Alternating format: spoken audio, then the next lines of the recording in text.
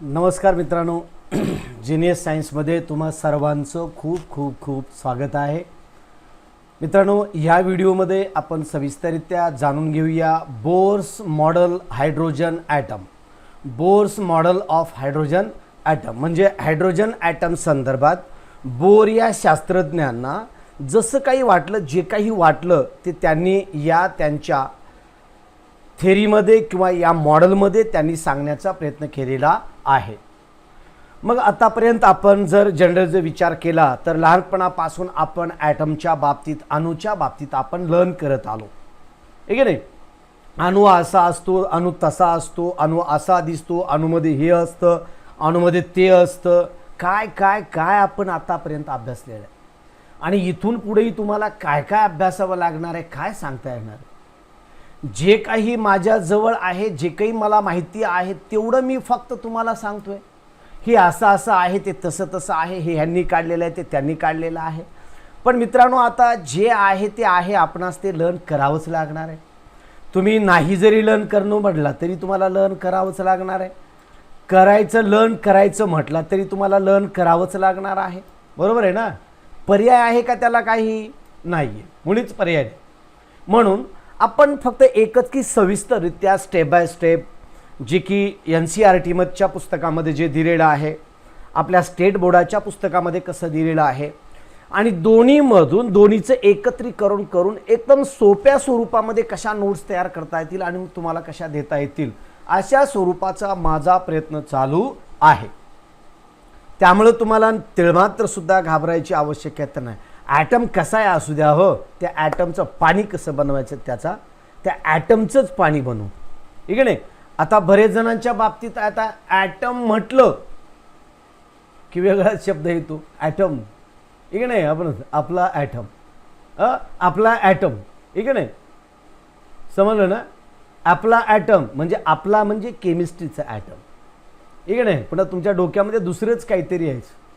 Sir तर item म्हणायला लागले. अरे बाबा, ॲटम म्हणजे केमिस्ट्रीचं ॲटम. तुम्ही काहीतरी वेगळंच डोक्यामध्ये घेऊन बसाल, माझी बदनामी कराल. मी गरीब माणूस आहे, तुमच्यापर्यंत जितकं जमेल तितकं सांगण्याचा प्रयत्न करतोय, शिकवण्याचा प्रयत्न करतोय. ओके, चला आपण बोरनं काय सांगितलं अणूच्या बाबतीत, ॲटमच्या बाबतीत ते आपण सर्वजण पाहूया. तर सर्व विद्यार्थ्यांना माझा आणखी एकदा गुड इव्हनिंग. सर्वांना गुड इव्हनिंग. कोण कोण आहेत? अनिरुद्ध गुरव आहे, सुनीता जिबा काते, ओके, स्वरूप पाटील मंगली आहे, संदेश हारे आहे, आदेश पोपले आहे. एवढे आहेत. आता वाढतील, आता हळूहळू नोटिफिकेशन पोहोचलंय. नोटिफिकेशन पोहोचल्याबरोबर सगळेच मग एक एक एक एक यायला सुरू होतील. पण त्यांना हे ॲटम माहिती राहणार आहे का? तर मित्रांनो, लक्षात घ्या, अशा स्वरूपामध्ये आपण अणूच्या बाबतीत सविस्तररित्या अभ्यास करत आहोत, टप्प्याटप्प्याने करत आहोत.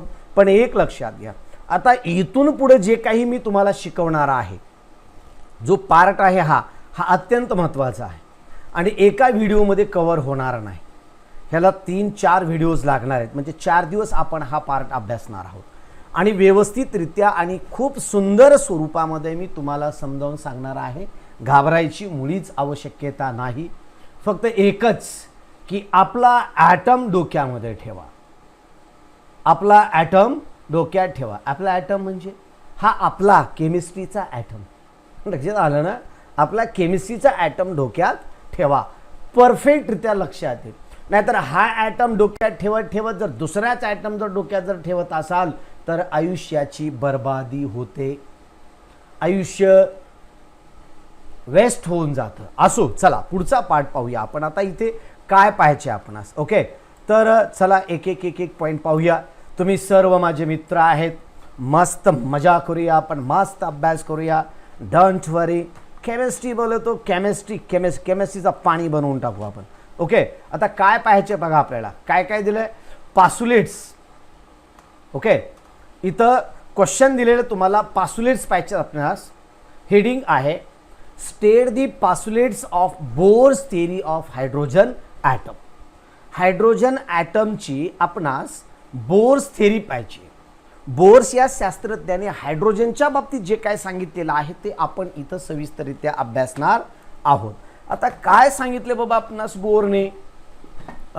बोरने नावातच आहे बोर, आणि पुन्हा नंतर बोर, मॉडेल, हायड्रोजन, पुन्हा ॲटम, ठीक आहे नाही. म्हणजे बोर या शास्त्रज्ञाने हायड्रोजन ॲटमचा सांगितलेला एक मॉडेल, मॉडेल म्हणजे प्रतिकृती. ॲटम या शब्दाला अर्थ आहे नमुना.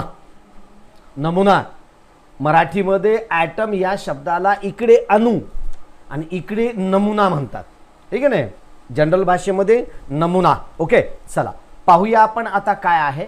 State the Bohr's model, state the postulates of Bohr's theory of hydrogen atom. Postulates पाहिजेत आपणास. पासुलेट्स काय काय आहेत?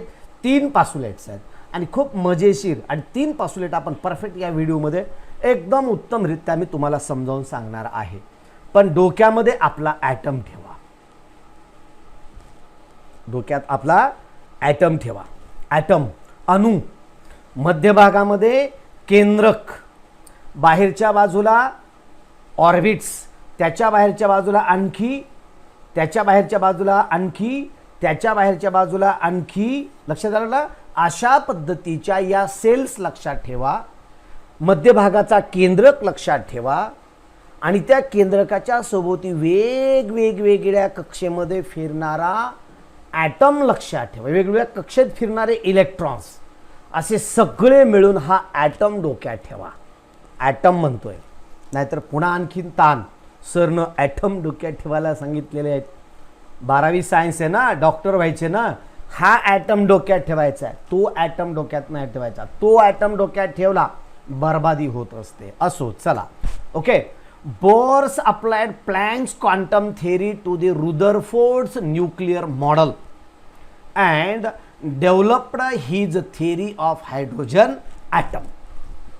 पहा, मस्त सांगतो आता, मस्त, एकदम मस्त. मज्जा करूया आपण. ॲटम बरोबर मज्जा, म्हणजे अणू बरोबर मज्जा. ओके, काय सांगितलेलं आहे? Bohr applied Planck's quantum theory. बोरनं काय केली आहे? प्लँक्स क्वांटम थेरी, प्लँकची क्वांटम थेरी अप्लाय केली. बोरनं स्वतःचं काय नाव सांगायला? चॅप्टर होता प्राणी तुमच्यासारखा, ठीक आहे नाही? तुम्ही किती चॅप्टर आहेत? तुम्ही किती चॅप्टर आहेत? यूट्यूबवर जिनियस सायन्सचे व्हिडिओज बघायचे म्हणता, ठीक आहे नाही?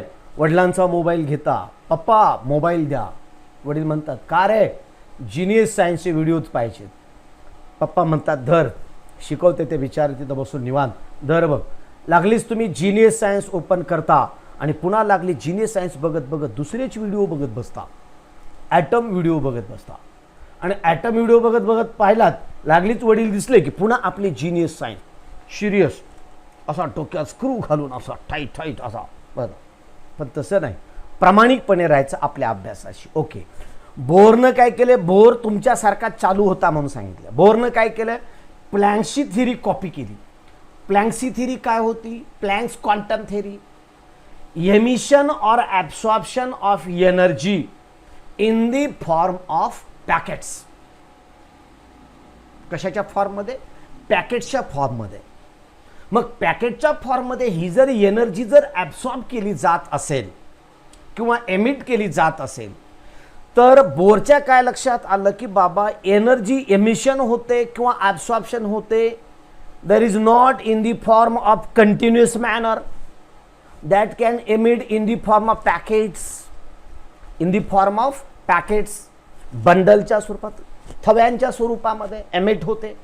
आणि अशा प्रकारची ही जर एनर्जी जर एमिट होत असेल तर मग बोर काय म्हणतो? ती प्लँकची क्वांटम थिअरी घेतली आणि रुदरफोर्डची न्यूक्लिअर मॉडेल घेतलं. पहा, एवढा बोर चालू होता तुमच्यासारखा. तुम्ही 11वीचे मुलं काय एवढे साधे नसता, लय चॅप्टर असता. तुम्ही 11वीचे मुलं लय भारी असता. 10वी दिलेली असते, नाकात वार भरलेलं असतं. आम्ही काय साधे आहेत का वाटतं असतं. आणि मग शिक्षकांना उलटं बोल, घरी उलटं बोल, मग आपल्याच धुंदीमध्ये राहा, त्यामध्ये नुकसान होतं. घरचे जे सांगतात, शिक्षक जे सांगतात तेच ऐकायचं, तर आयुष्याचा पतंग आकाशामध्ये उंच उडत असतो. ओके, मग तिनं काय केलं? बोरनं काय केलं? प्लँक्सची quantum theory, energy emitted in the form of packets. आणि बोरचं ॲटॉमिक मॉडेल काय आहे बाळांनो? बोरचं ॲटॉमिक मॉडेल काय आहे बाळांनो? तर बोरचं ॲटॉमिक मॉडेल काय सांगितलं बघा, रुदरफोर्ड्स न्यूक्लिअर मॉडेल तुम्हाला माहिती आहे. रुदरफोर्ड्स न्यूक्लिअर मॉडेल, रुदरफोर्डने काय सांगितलेलं आहे, मध्य भागामध्ये न्यूक्लियस आहे आणि बाहेरच्या बाजूला इलेक्ट्रॉन्स आहेत आणि ते त्यांच्या कक्षेमध्ये फिरतात. तर ही रुदरफोर्डची थिअरी आणि प्लँकची क्वांटम थिअरी या दोन्हीचं एकत्रीकरण केलं आणि बोरनं स्वतःचीच एक थिअरी मांडून टाकली. जसं तुम्हाला सांगितलं, तुम्हाला 11वीला तुम्ही अभ्यासला असेल, टायको ब्राहीनं आयुष्यभर काशी केली, आयुष्यभर बघितला, सर्व आकाशाचं ऑब्झर्वेशन केला. कोण? टायको ब्राहीने. आणि त्याचा शिष्य केपलर आला. केपलर पण केव्हा? ज्यावेळेस टायको ब्राहीचा मृत्यू झाला, आयुष्यभर टायको ब्राहीने काय आकाशाचं पूर्ण रिएक्शन केलं. सूर्य इकडे उगवतो, शनी इकडून फिरतो, पृथ्वी अशी आहे, चंद्र इकडं आहे, अशा पद्धतीने फिरतो, तशा पद्धतीने फिरतो, इकडे जातो, तिकडे जातो, असा करतो, तसा करतो. आयुष्यभर त्यानं ऑब्झर्वेशन केलं आणि भल्या मोठ्या पुस्तकामध्ये लिहून ठेवलं. कोणी? टायको ब्राहीनं. आणि त्याचाच शिष्य टायको ब्राहीच्या मृत्यूच्या नंतर त्या शिष्याने म्हणजे केपलर, त्याचाच शिष्य केपलरने काय केलं, त्याचं भलं मोठं पुस्तक बाहेर काढलं आणि त्या भल्या मोठ्या पुस्तकाची नंतर त्यांनी रीडिंग सुरू केली, वाचन केलं, अभ्यास केला आणि भल्या मोठ्या पुस्तकाचं रूपांतर 3च लॉजमध्ये केलं. किती लॉजमध्ये? 3च लॉजमध्ये केलं. आणि त्यांनाच म्हणतो आपण Kepler's 3 laws of planetary motion, Kepler's laws असे म्हणतो आपण त्यांना. आणि त्या 3 लॉज, भल्या मोठ्या पुस्तकाचं रूपांतर 3 लॉ मध्ये केलं आणि त्या ग्रॅव्हिटेशनचे केपलर्स 3 लॉज लॉ म्हणून आपण अभ्यास करतो, तो प्रकार इथं आहे. क्वांटमची Planck's quantum theory, Bohr nuclear model एकत्रीकरण केलं आणि नवीन थिअरी मांडली. परत परत परत परत बोर होत असेल ना, काय सांगता सर, किती वेळ हे सांगता, जरा पुढे चला ना, मुद्दे सांगतोय. दोन्हीचं एकत्रीकरण केलं. आता काय केलं पहा, ऑर्डल developed his theory of hydrogen atom आणि नंतर त्यांनी त्यांची थिअरी, एक नवीन थिअरी त्यांनी तयार केली. मग आता नवीन थिअरी कशी होती तर पहा, एक एक पॉईंट पाहू आपण. नवीन थिअरीमध्ये काय झालं पहा. Okay, which give satisfactory explanation of the hydrogen spectrum. Satisfactory explanation, satisfactory explanation म्हणजे समाधानकारक उत्तर. उत्तर तर असतो, एखाद्याने जर म्हटलं जेवला का, लक्षात घ्या, जेवलं का म्हणून जर घरच्यांनी विचारलं तर तुम्ही त्यांच्याकडे बघता, असं म्हणतात, वजनात, दमदार, मान हलवून, जसं काय सगळं तुम्हीच कमवून आणून घरच्यांना खाऊ घालायला लागलात, अशा आविर्भावामध्ये. समाधानक आहे का ते उत्तर? नाही आहे. मग समाधानकारक काय सांगायला पाहिजे? जेवण झालं का? हो, मस्त जेवण झालं. हे समाधानकारक म्हणजे घरातलं वातावरण मेंटेन करण्याचं झालं. मग अशाच प्रकारची ही थिअरी दोन्हीचं एकत्रीकरण केलं आणि सॅटिस्फॅक्टरी एक्सप्लेनेशन देण्याचा प्रयत्न कोणी केला? By the scientist explains hydrogen spectrum. The Bohr's theory is based upon the following assumptions or postulates. खालील पासुलेट्सवर किंवा खालील थिअरीवर ही थिअरी अवलंबून आहे असं सांगितलेलं आहे बोरची थिअरी. ओके, आणखी एकदा पहा. Which give a satisfactory explanation of the hydrogen spectrum. Bohr's theory based upon the following 3 assumptions. मग आता ते कोणते 3 अजम्पशन्स आहेत तर दॅट 3 अजम्पशन्स ऑर 3 पासुलेट्स कोणते आहेत ते आता पाहूया आपण. ओके, तर कोणते आहेत पहा. That are, 1 number postulate first. Postulate first. आता फर्स्ट पासुलेट काय आहे तर फर्स्ट पासुलेट, तर त्यालाच दुसरं नाव आहे. काय आहे?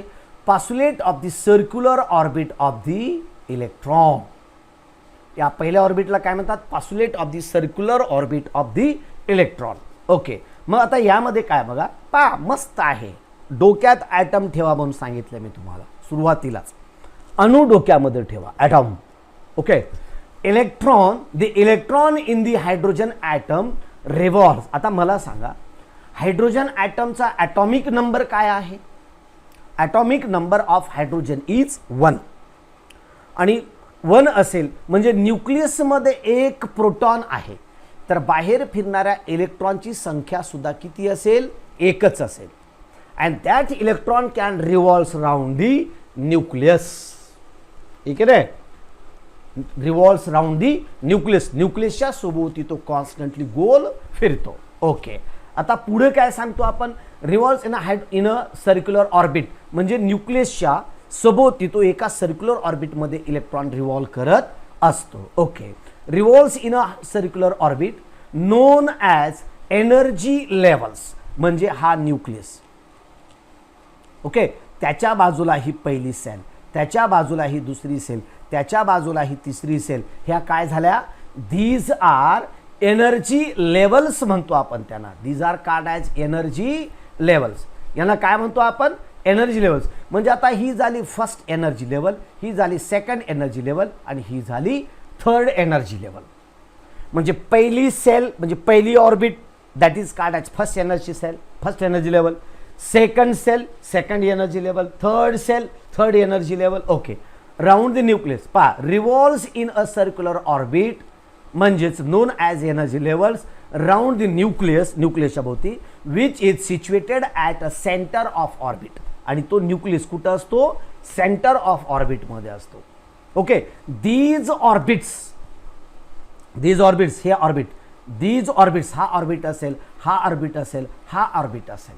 दीज ऑर्बिट्स काय म्हटलंय पहा इथे, these orbits or energy levels are called, त्याचा काय म्हणतो आपण, are called KLM shells and numbered as 1 2 3. मग यांना काय नावं देतो आपण, ही पहिली आहे K, दुसरी आहे L आणि तिसरी आहे ही M. अशा प्रकारच्या ह्या झाल्या एनर्जी लेवल्स. आपण सांगितलं तुम्हाला एनर्जी लेवल्स. ओके, मग आता ह्या एनर्जी लेवलला आपण नावं दिले 1 2 3 आणि अल्फाबेटमध्ये आहे KLMN अशा स्वरूपात. स्पेशली लक्षात ठेवा, KLM आणि K ला नाव 1, N ला नाव 2 आणि M ला नाव 3, नंबर 3 सॉरी नंबर, हे अशा स्वरूपाचे हे नंबर दिलेले आहेत. ठीक आहे, मग आता पुढं आपण काय पाहूया बघा, पुढं काय आहे तर पहा नेक्स्ट बीट. देन ओके, पुढचा पॉइंट पहा. ओके, तर अशा स्वरूपामध्ये हा इलेक्ट्रॉन तुम्हाला दिला. हा सेंटरला हा आहे न्यूक्लियस, बाहेरच्या बाजूला हा आहे इलेक्ट्रॉन, ही सर्क्युलर ऑर्बिट आहे त्याची. ओके, त्यानंतर हा इलेक्ट्रॉन फिरणारा आणि हा मधल्या साईडला असणारा न्यूक्लियस. ओके, मग याची रेडियस काय आहे ह्या ऑर्बिटची, तर रेडियस आपण इथं इंडिकेट केलेली आहे. The radius of that orbit is small r. Okay, small आरने इंडिकेट केलेली आहे. आणि म्हणून मग पुढं काय म्हणता येईल, नंबर्ड ॲज 1 2 अँड 3. ओके, आता पुढं पहा. देन सेकंड पॉइंट काय आहे, the centripetal force required for this circular motion is provided bye electrostatic force of attraction between the positively charged nucleus and negatively charged electrons. जे तुम्ही अगोदर अभ्यासलेले तेच इथं आहे, त्या सर्व नॉलेजचे एकत्रीकरण आहे. बघा लक्षात घ्या, रुदरफोर्ड काय म्हणतो, मधात न्यूक्लियस आहे, त्याच्या सोबती इलेक्ट्रॉन्स गोल फिरतात. प्लँक्स काय सांगतो, एनर्जी ॲब्सॉर्ब केल्याच्या नंतर पॅकेटच्या स्वरूपामध्ये बाहेर जाते. आता दुसरा एक कन्सेप्ट तुम्हाला इथं ॲड करावा लागणार आहे. तो कोणता ॲड करायचा आहे, सेंट्रिपेटल फोर्स. ठीक आहे ना, तुम्ही 10वीला अभ्यासलेला आहे, आता 11वीला सुद्धा अभ्यासणार आहे, त्या संदर्भात थोडं सविस्तर, आणि पुन्हा 12वीला सुद्धा डिटेलमध्ये तुम्ही अभ्यासणार आहे. तिन्ही वर्गामध्ये हा सेंट्रिपेटल फोर्स आहे. तुम्हाला माहिती आहे, एखाद्या बॉडीला जर रिव्होल्यूशन करायचं असेल, गोल फिरायचं असेल, गोल फिरत असेल बॉडी, तर त्या बॉडीला सेंट्रिपेटल फोर्सची आवश्यकता असते आणि असतेच. सेंट्रिपेटल फोर्स नसेल तर ती बॉडी रिव्होल्यूशन करू शकत नाही, सर्क्युलर मोशन करू शकत नाही. मग आता इलेक्ट्रॉन, हा जो इलेक्ट्रॉन आहे या ऑर्बिटमध्ये असा जो काही इथं हा गोल फिरतोय, तर याला गोल फिरण्यासाठी सुद्धा सेंट्रिपेटल फोर्सची गरज आहेच. आणि तो सेंट्रिपेटल फोर्स कोण प्रोव्हाइड केला जातो, तर that centripetal force is provided by this electron and धीज nucleus. म्हणजे न्यूक्लियसच्या आत पॉझिटिव्हली चार्ज असतो आणि इलेक्ट्रॉनवर हा निगेटिव्ह चार्ज असतो. इलेक्ट्रॉनवर निगेटिव्ह चार्ज असतो आणि या दोघांमध्ये एक फोर्स ऑफ अट्रॅक्शन असतो, इलेक्ट्रोस्टॅटिक फोर्स ऑफ अट्रॅक्शन. आणि तो electrostatic force of attraction is that can attract the electrons and protons, म्हणजे न्यूक्लियस आणि इलेक्ट्रॉन एकमेकाकडे आकर्षिले जातात. म्हणजे तो न्यूक्लियस त्या इलेक्ट्रॉनवर फोर्स अप्लाय करतो आणि त्याला मधल्या दिशेला खेचून धरतो. यालाच म्हणतो आपण इलेक्ट्रोस्टॅटिक फोर्स ऑफ अट्रॅक्शन. जशा स्वरूपाने हा इथं सूर्य सेंटरला आहे आणि एक पृथ्वी, इतर प्लॅनेट असे सूर्याच्या भोवती गोल फिरतात, त्याच पद्धतीने या न्यूक्लियसच्या भोवती हा इलेक्ट्रॉन गोल फिरतो आणि गरज असणारा necessary centripetal force is provided by कोण? Electrostatic force of attraction between the positively charged nucleus and negatively charged electrons यांच्या दरम्यानचा. समजलं तुम्हाला? एक एक टप्प्याने जातोय. ओके, KLM न्यूक्लियस सेंटरला आहे, त्याच्या भोवती सेल आहे, सेलमध्ये KLM नावं दिलेत, 1 2 3 4 त्यांचे नंबरिंग दिलेले त्या ऑर्बिटला, त्या सेलला. ओके, आणि मग इलेक्ट्रॉन रिव्होल्युशन करत असताना तिथं सेंट्रिपेटल फोर्सची गरज पडते आणि तो सेंट्रिपेटल फोर्स कोण प्रोव्हाइड केला जातो? Electrostatic force of attraction between negatively charged electron and positively charged nucleus, दोघांच्या दरम्यान. ओके, आता पुढे काय आहे पहा. मस्त आहे, एकदम एकदम मस्त मस्त मस्त, लय भारी. पहा आता पुढची स्टेप किती आहे, किती भारी आहे पहा. Okay, this gives Coulomb's law. आणि हे कोण देतो? Coulomb's law. कसा कुलम्स लॉ आहे पहा. Okay, this F is equals to 1/4 pi epsilon naught Z E square by R square. Z E square by R square. Okay, याला आपण coulombs law असे म्हणतो, कुलम्स लॉ. ओके, मग आता पुढे काय येईल तर पहा, पासुलेट आहे. मग the centripetal force required for circular motion is provided by electrostatic force of attraction between positively charged nucleus and negatively charged electron. Okay, आणि आता काय आहे पहा, हा force Coulomb's law, Coulomb's force तर कसा आहे पहा, the centripetal force is equals to electrostatic force. मग सेंट्रिपेटल फोर्सचं सूत्र तुम्हाला माहिती आहे, काय आहे ते? mv²/r. हो सर, आम्हाला माहिती आहे, आम्हाला भक्कळ काय येतं, तुम्ही एवढं काय सांगण्याचं नाही, आम्ही मस्त आहेत, आम्ही हुशार आहेत, आम्हाला माहीत आहे. काय माहिती आहे? Centripetal force is equals to electrostatic force. Okay, मग इलेक्ट्रोस्टॅटिक फोर्स असेल तर आता काय करा, तर centripetal force is the mv²/r आहे आणि इलेक्ट्रोस्टॅटिक फोर्स जो इथं दिलाय तुम्हाला, तो या दोघांची तुलना करा, कंपॅरिझन करा. तर काय आहे तो? हा 4 पाय इप्सिलॉन नॉट. इप्सिलॉन नॉट, बरेच जण म्हणतात हे epsilon not, epsilon not pronunciation. Naveen alphabet तुम्ही जर लॉक टेबल घेतला, त्या लॉक टेबलमध्ये हे सर्व नवीन नवीन अल्फाबेट्स आहेत, ग्रीक अल्फाबेट आहेत. आणि ते ग्रीक अल्फाबेट अशा प्रकारच्या कॉन्स्टंटसाठी वगैरे त्यांचा वापर केलेला आहे. ओके, आता काय आहे पुढं पहा. Then okay, then R is the radius of circular orbit. R काय आहे? रेडियस ऑफ सर्क्युलर ऑर्बिट आहे. म्हणजे कुठं? ही रेडियस, याची radius R is the radius of circular orbit. Okay, त्यानंतर पुढं काय आहे? Then M is the mass of electron. M काय आहे? Mass of electron. या इलेक्ट्रॉनचं मास, इथं जो फिरणारा इलेक्ट्रॉन आहे ना, हा जो इलेक्ट्रॉन सेट आहे, इलेक्ट्रॉन सेट, ओके, यांचं मास किती आहे? M आहे. ओके, आणि हा जो इलेक्ट्रॉन आहे, हा बिचारा इलेक्ट्रॉन इथं जो असा गोल फिरतो, गोल फिरणाऱ्या इलेक्ट्रॉनची व्हेलॉसिटी आहे v. द बिचारा electron revolves round the nucleus. फिरावं लागतं, फिरावं लागतं, ठीक आहे ना. बरेच जण गल्लीमध्ये सुद्धा फिरत असतात इलेक्ट्रॉन्स.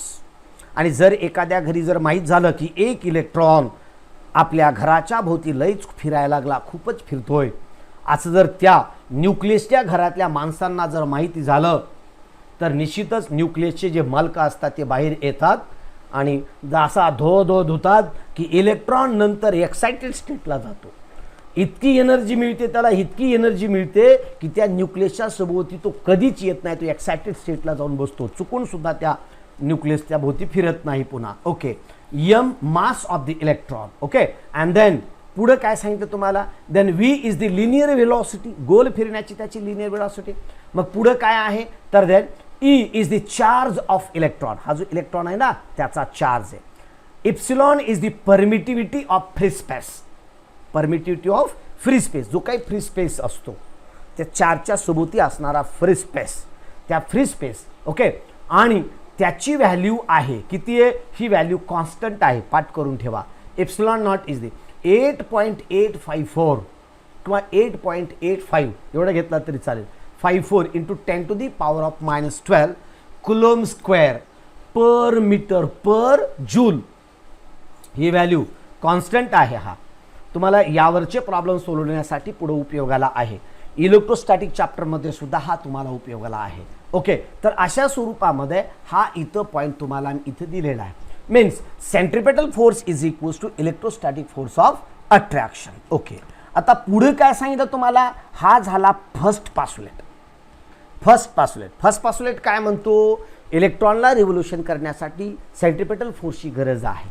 मग तो सेंट्रिपेटल फोर्स कोण प्रोव्हाइड करतो, electrostatic force of attraction between negatively charged electrons and positively charged nucleus यांच्या दरम्यान. आहे की नाही, तुमचा सुद्धा इलेक्ट्रॉन न्यूक्लियस भोवती फिरत असतो कॉलेजमध्ये गल्लीमध्ये. ओके, पण एवढं वर्ष फिरू देऊ नका, एवढं वर्ष फक्त अभ्यासाच्या भोवतीच तुम्ही फिरा. ओके, आणि मग आता पुढे काय पहा, देन पासुलेट सेकंड. काय आहे पासुलेट सेकंड, फर्स्ट पासुलेट सांगितलं, आता सेकंड पासुलेट काय आहे, the postulate is selected orbit. याला म्हणतो आपण सिलेक्टेड ऑर्बिट. पहा आता इथं आहे प्लॅंक्स क्वांटम थिअरी, इथं आहे. आता कशी आहे इथं, तर पहा, the electron can revolve without radiating energy only in those circular orbit.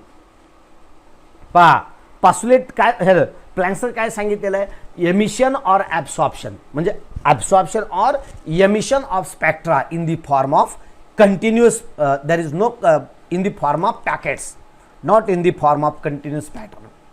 पॅकेटच्या स्वरूपामध्ये एमिट होता म्हटलं. मग आता इथं काय सांगितलं बघा, त्याचा इथं संबंध येतो. The electron can revolve without radiating energy only in those circular orbits for which the angular momentum of electron is equal to integral multiple of h by 2 pi.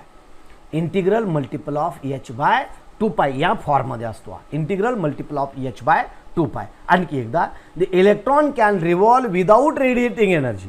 Electron revolve करतो बट विदाउट रेडिएटिंग एनर्जी, म्हणजे electron revolve करीत असताना अशा ऑर्बिटमध्ये फिरतो without radiating energy, म्हणजे energy radiate न करता अशा एका ऑर्बिटमध्ये फिरतो की त्या ऑर्बिटचा अँग्युलर मोमेंटम हा किती असतो, integral multiple of h by 2 pi असतो. h by 2 pi. Okay, without radiating energy only in those orbit. Those म्हणजे त्याच ऑर्बिटमध्ये, म्हणून त्याला म्हणतात selected orbit. Only in those orbit, only in those circular orbits for which angular momentum of electron is equal to h by is equal to integral multiple of h by 2 pi. Integral multiple म्हणजे n number. n number म्हणजे इथं आहे दिस one angular momentum. आता जे 12वीचे विद्यार्थी असतील त्यांच्या लक्षात येईल, angular momentum is the i omega आणि इंटिग्रल मल्टिपल म्हणजे n आणि h by 2 pi. Integral multiple of h by 2 pi. But what is this h? तर h is Planck's constant आहे. Planck's constant त्याची व्हॅल्यू सुद्धा आपण कालच्या पिरियडमध्ये याच्या अगोदरच्या व्हिडिओमध्ये पाहिलेली आहे. मग इंटिग्रल मल्टिपल म्हणजे काय, 1 2 3 4 5 म्हणजे अशा स्वरूपामध्ये I omega is equals to 1 omega by 2 pi किंवा 2 ओमेगा बाय 2 पाय किंवा 3 ओमेगा बाय 2 पाय किंवा 5 omega by 2 pi so on. Integral multiple of h by 2 pi. Okay, अशा स्वरूपामध्ये I omega is the angular momentum आहे and that angular momentum is represented by symbol L. इथं आहे पुढं L, that is the I omega. हे सांगतो bourse मॉडेलमध्ये second postulate. आता यामध्येच आता पुढे पाहूया, n is the principal quantum number or number of orbit. आताच सांगितलं तुम्हाला प्रिन्सिपल क्वांटम नंबर म्हणजे काय, हा समजा न्यूक्लियस आहे, याच्या भोवती ही पहिली कक्षा, याला n इज इक्वल्स टू 1 दिलं. त्याच्या भोवती दुसरी कक्षा, this is n is equals to 2. तिसरी कक्षा n इज इक्वल्स टू 3. अर्थ कळाला ना. आणि हा जो n आहे that n is called as principal quantum number.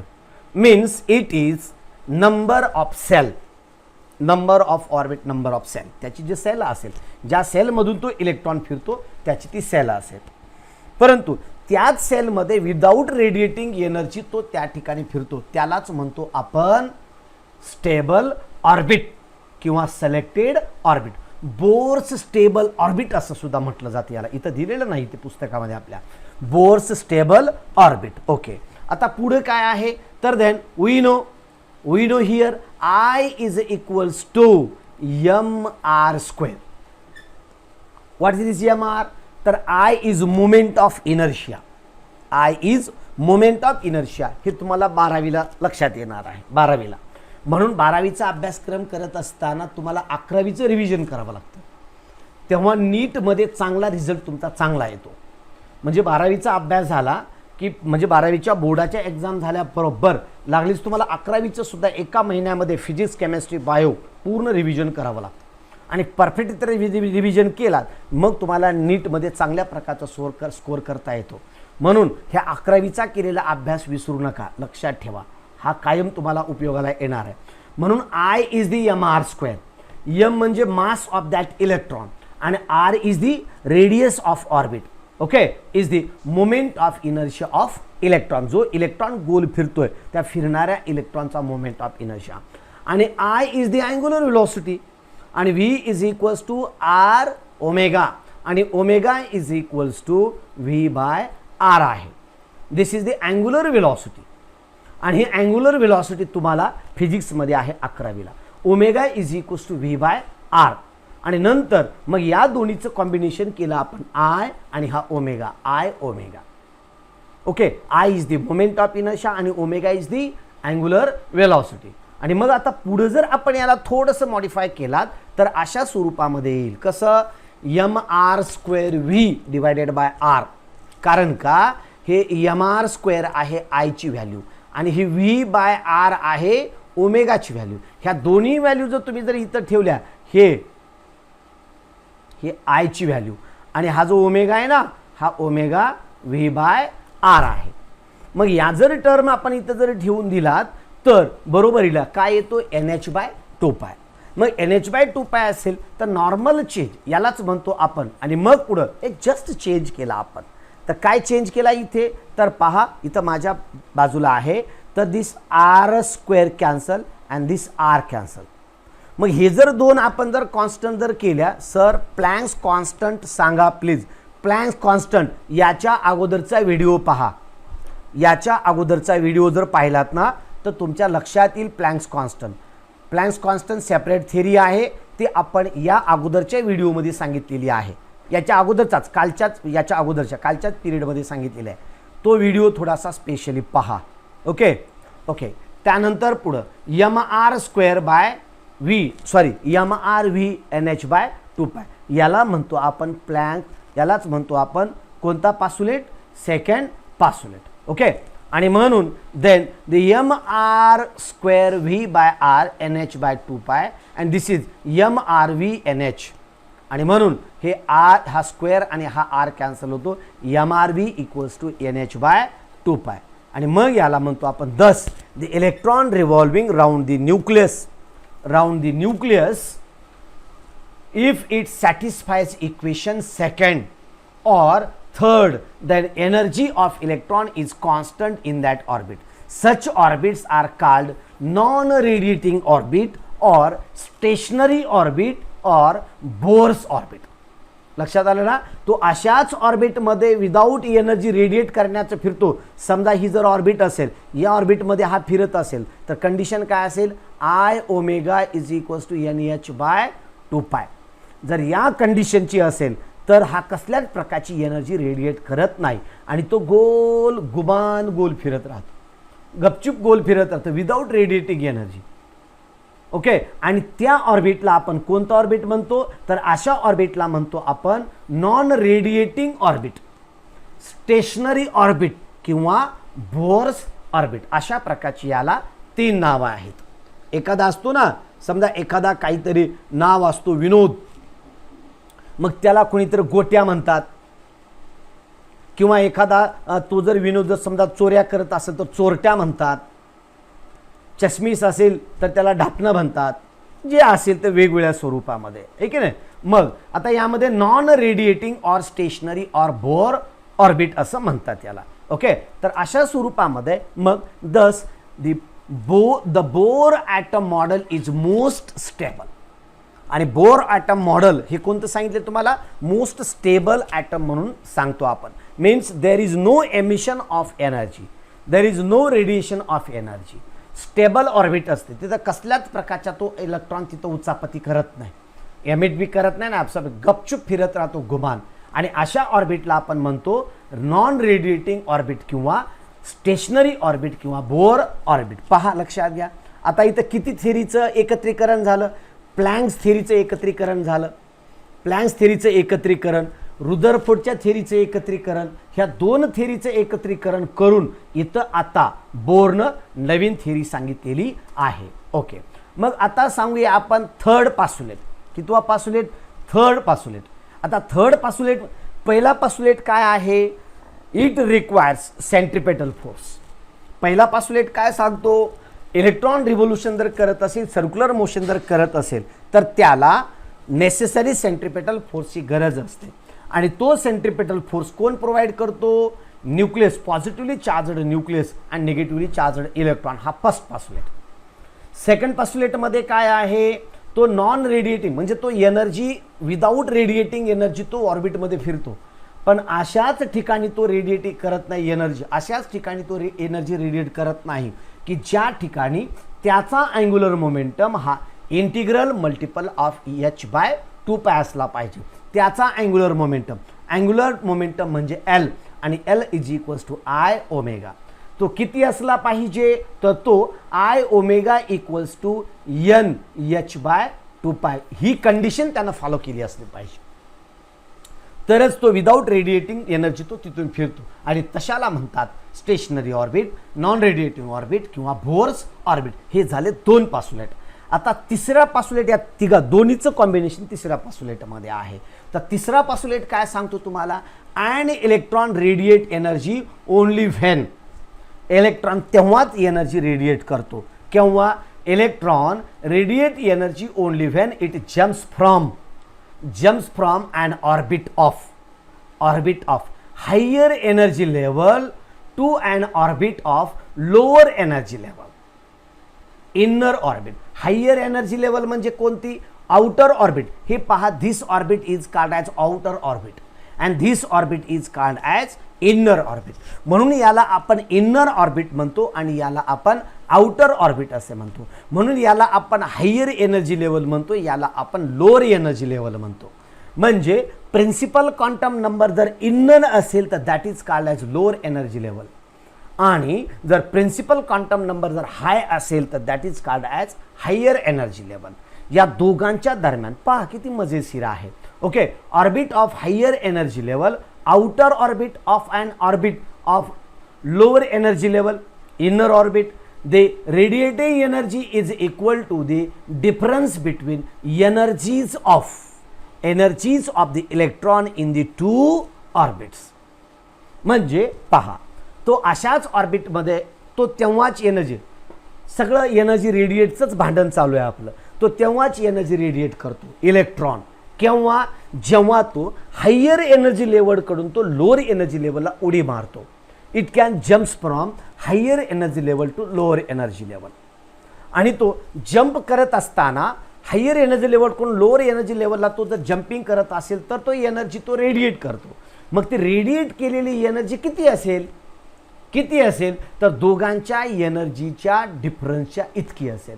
म्हणजेच हायर ऑर्बिटची एनर्जी असेल En आणि लोअर एनर्जी लेवलची ऑर्बिट असेल EP. या दोघांची एनर्जी असेल h न्यू. आणि म्हणून इथली एनर्जी लेवल दोघांच्या एनर्जी लेवलचा जर डिफरन्स घेतला तर that difference is called as emitted energy of that electron when it jumps from higher energy level to lower energy level. Okay, the radiated energy is equal to the difference between energies of the electron in the two orbits. दोन orbit मधल्या एनर्जीच्या difference इतका तो असतो. Okay, आता पुढे काय म्हटलंय, this energy is radiated in the form of photon energy. हे पहा इथली फोटॉन एनर्जी आहे. ओके, photon energy h nu, where h is the Planck's constant and nu is the frequency of radiation. h is the Planck's constant, त्याला आपण Planck's constant म्हणतो. h is the Planck's constant. आणखी एकदा पहा, this energy is radiated in the form of photon. आणि म्हणून इथून electron मधल्या साईडला जंप केला, म्हणजे हायर लेवलकडून लोअर एनर्जीला त्याने जंप केला, तेव्हा त्याने अशा स्वरूपाची एनर्जी रेडिएट केली. मग ती एनर्जी किती रेडिएट केली, तर that energy is the E. E म्हणजे किती, तर that E is equals to H nu आहे. ओके, तर अशा स्वरूपामध्ये means this energy is radiated in the form of photon, that the H nu, where H is the Planck's constant and nu is the energy of radiation. h is the Planck's constant and nu is the frequency of radiation. जी frequency incident केली त्या ॲटमवर जी frequency light incident केली, त्यानं जे काय absorb करून तो हायरकडून जेव्हा तो लोअर एनर्जी लेवलला तो जम्पिंग केला, तेव्हा त्यानं जी काय एनर्जी रेडिएट केली, that energy is equals to H nu. आणि एक लक्षात घ्या, आपण एनर्जी घेतली की एक्साइट होतो, हायर एनर्जी लेवलला जातो, बरोबर आहे. तसंच इथं सुद्धा आहे. ॲटम काय करतो, त्यावर एनर्जी टाकल्याबरोबर that atom can takes the energy, आणि मधले इलेक्ट्रॉन लागलीच काय करतात, एक्साइटेड स्टेटला जातात, म्हणजेच इनर ऑर्बिट म्हणून आउटर ऑर्बिटला उडी मारतात एनर्जी घेतल्यामुळे. व्हेन इट ॲब्सॉर्ब्स, अर्थ कळतोय ना, when it absorbs energy, then it can jumps from lower energy level to higher energy level ॲब्सॉर्प्शनच्या वेळेस. ओके, आणि जेव्हा तो एनर्जी रेडिएट करतो तेव्हा मात्र तो लोअर एनर्जी लेवलकडून तो हायर एनर्जी लेवलला तो उडी मारतो. म्हणजे तुम्ही जेवण केलात की एक्साइट होता आणि बाहेर फिरायला जाता, कॉलेजमध्ये जाता, भांडणं करता, धिंगा मस्ती करता, वगैरे वगैरे कुटाणी करता, that is the excited state. आणि जेव्हा तुमची मग तिथं एनर्जी लॉस होते, फिरून इकडं तिकडं फिरून, कुठे मार खाऊन, मार देऊन, अभ्यास करून, प्रॅक्टिकल करून तुमची एनर्जी संपते, आणि संपल्याच्या नंतर मग तुम्ही मात्र ग्राउंड स्टेटला येतात. म्हणजे दिस इज द एक्साइटेड स्टेट. ही कोणती स्टेट आहे, एक्साइटेड स्टेट. आणि ही कोणती स्टेट आहे, ग्राउंड स्टेट. ही एक्साइटेड स्टेट आहे आणि ही ग्राउंड स्टेट आहे. म्हणजे तुम्ही घरी आला म्हणजे ग्राउंड स्टेटला आला, जेवण केलं, उड्या मारत बाहेर गेलात, एक्साइटेड स्टेट घेतलात, पुन्हा एनर्जीचा लॉस होतो, तुमचा रेडिएशन होतं एनर्जीचं, एच न्यूच्या फॉर्ममध्ये एनर्जी रिलीज केली जाते, पुन्हा नंतर तुम्ही अशा स्वरूपामध्ये ग्राउंड स्टेटला येतात. समझ में आया ना. तो इसी तरह से ये रहा सेकंड पासुलेट. ओके, तो देखो आगे क्या है, तो देखो इस तरह से that En is equals to En minus EP is equals to H nu है.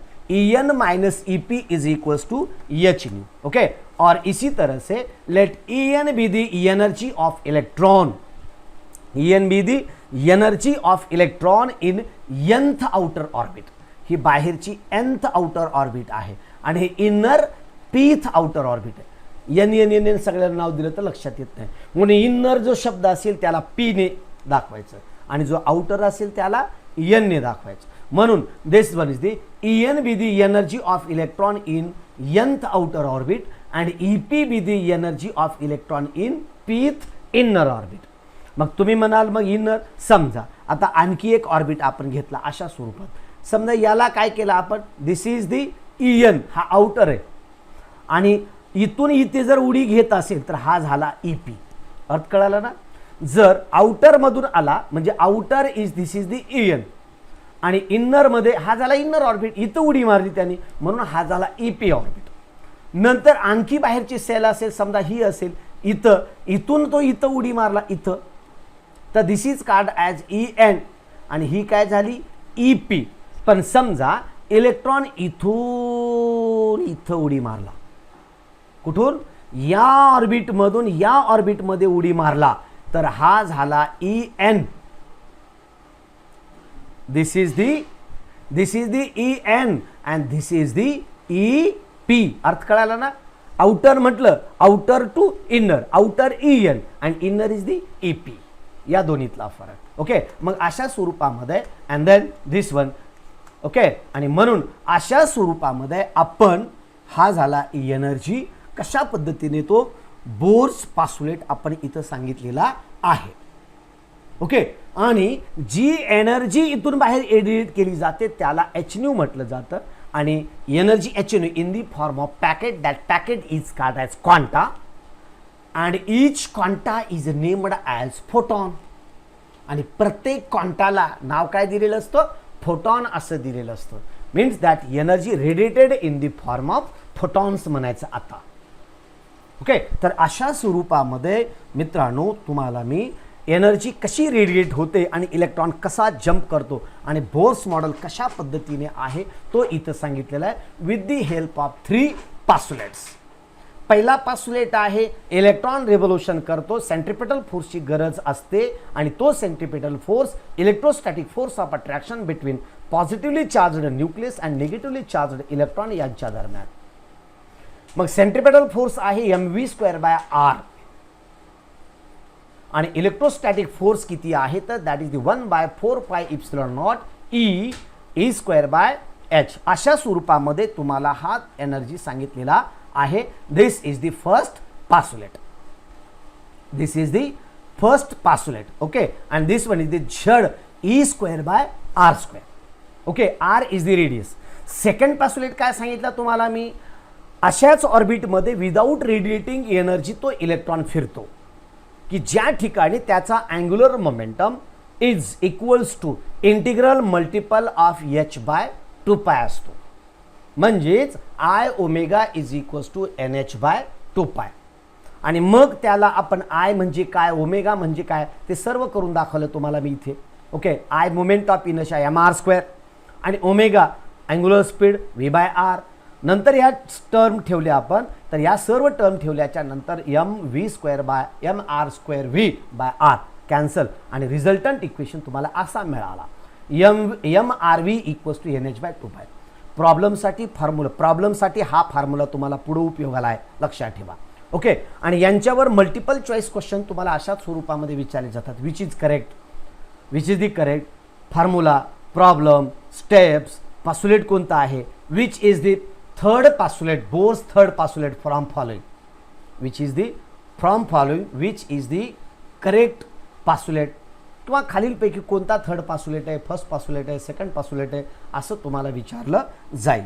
आणि त्यानंतर हा थर्ड पासुलेट एनर्जी रेडिएट करतो. मग रेडिएट केलेली एनर्जी किती असते तर 2 ऑर्बिटच्या एनर्जी डिफरन्सच्या इतकी असते आणि ती energy En - Ep is equals to h. शंका आहे काही? नो. व्हिडिओला लाईक तर केलं ना तुम्ही? जर व्हिडिओला लाईक केलं असेल धन्यवाद. लाईक केलं नसेल तर लागलीच लाईक करा. आणि विशेष तुम्हाला सांगतोय मी कमीत कमी 5 विद्यार्थ्यापर्यंत व्हिडिओचं नोटिफिकेशन पाठवा, लिंक पाठवा. त्यांना सांगा जिनियस सायन्स चॅनलवर daily period physics, chemistry, mathematics यांचा क्लास असतो. आणि मित्रांनो तुमच्याचमुळं चॅनलची ग्रोथ होत असते. तुम्हीच माझे खरे विद्यार्थी असतात आणि तुम्हीच तुमच्यामुळं चॅनलची ग्रोथ होत असते. मी फक्त शिकवायचं काम करतो आणि तुम्ही मात्र माउथ टू माउथ पब्लिसिटी करत असता.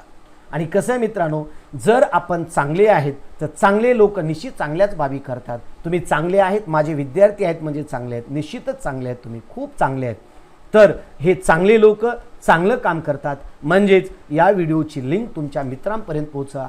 जसं तुम्ही माझ्या व्हिडिओची वाट पाहत बसत असता तसेच असे शेकडो विद्यार्थी असतील मित्रांनो की त्यांच्यापर्यंत आम्हाला पोहोचू द्या. लिंक पाठवा, आम्हाला त्यांच्यापर्यंत पोहोचू द्या. अशा गोरगरीब विद्यार्थ्यांना आम्हाला मार्गदर्शन करू द्या, त्यांच्यापर्यंत पोहोचू द्या. तुमचं जसं भलं होत आहे तसंच त्यांचंसुद्धा भलं होऊ द्या. म्हणून रिक्वेस्ट करतो की तिथपर्यंत लिंक मात्र शेअर करायला विसरू नका. तर अशा प्रकारचे 3 पासुलेट आपण सविस्तररित्या पाहिलेले आहेत. इथं बऱ्याच जणांनी काही कॉमेंट केलेले आहेत. सर पण photon is the smallest particle of light containing energy. बरोबर आहे, म्हणूनच त्यांना फोटॉन म्हटलेलं असतं. Okay. E is the lower energy level जातो का? यस. इलेक्ट्रॉन हायर एनर्जी लेवलकडून लोअर एनर्जीला जातो, पुन्हा एनर्जी घेतो आणि एनर्जी घेऊन पुन्हा लोअर टू हायरला जम्पिंग करतो. एनर्जी घेतली की हायरला जातो आणि एनर्जी लॉस केले की लोअरला येतो. म्हणजे ह्या इलेक्ट्रॉनच्या अशा प्रकारच्या ह्या उड्या चालूच असतात. जसं तुम्ही घरून कॉलेजला जाता, कॉलेजहून घरला येता, घरी अन्न पाणी खाता, कॉलेजला जाता म्हणजे एक्सायटेड स्टेटला जाता. तिथं फिरता, वॉन्डरिंग करता, फुटबॉल खेळता, मारामाऱ्या करता, अभ्यास करता, प्रश्न विचारता, प्रॅक्टिकल करता, पुन्हा एनर्जी तिथं लॉस होते, पुन्हा ग्राउंड स्टेटला घरी येतात. तोच प्रकार इलेक्ट्रॉनसुद्धा करत असतो. तर अशा स्वरूपामध्ये आपण इथं बरेच काही पॉईंट अभ्यासले, 3 पासुलेट अभ्यासलेले आहेत. तर या व्हिडिओसाठी आपण इथंच थांबूया. सगळ्यांना शेअर करा, लाईक करा, कॉमेंट करा आणि सर्वांपर्यंत पोहोचवा. हे चॅनल तुमचं आहे. जीनियस सायन्स चॅनल इज आवर, आपल्या सगळ्यांचं आहे, तुमचं आहे. इथं आपण थांबूया. जय हिंद, जय भारत मित्रांनो. Bye bye.